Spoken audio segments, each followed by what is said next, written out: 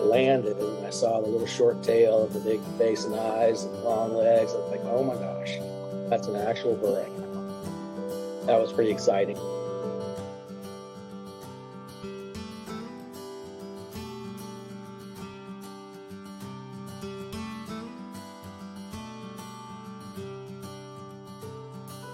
Once we found this burrow, we saw that one, it looked like it had been eating a diet almost entirely consisting of crayfish, which I thought was cool considering they live in the desert and they've figured out how to eat crayfish. But we decided to get a game camera and set it up next to its burrow.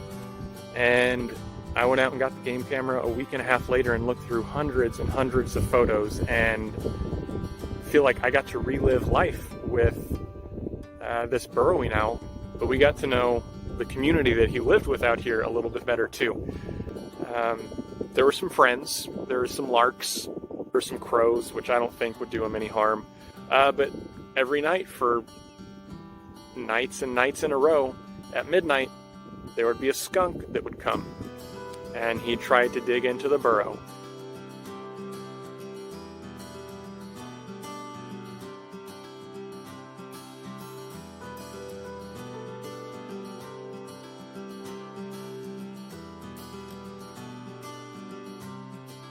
And it was shortly after that hawk attack that Benny just decided to up and leave. We got a photo of him before sunrise, the first photo of him before sunrise that we got.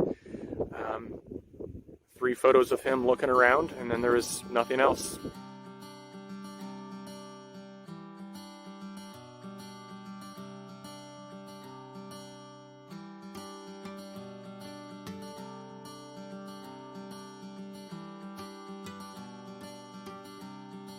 And this whole incident has kind of made me grateful that I get to work out in nature. You know, someone who's been doing ecology and birds and wetland stuff for as long as I've been alive still manages to be surprised. And that's pretty cool. I hope that one day when I'm further into my career, I can keep finding surprises like that. And I hope that nature provides me with my own sort of Benny moment. And I hope that I get to have a Benny moment every week that I'm out here. Because it's pretty cool getting to watch all of this grow and develop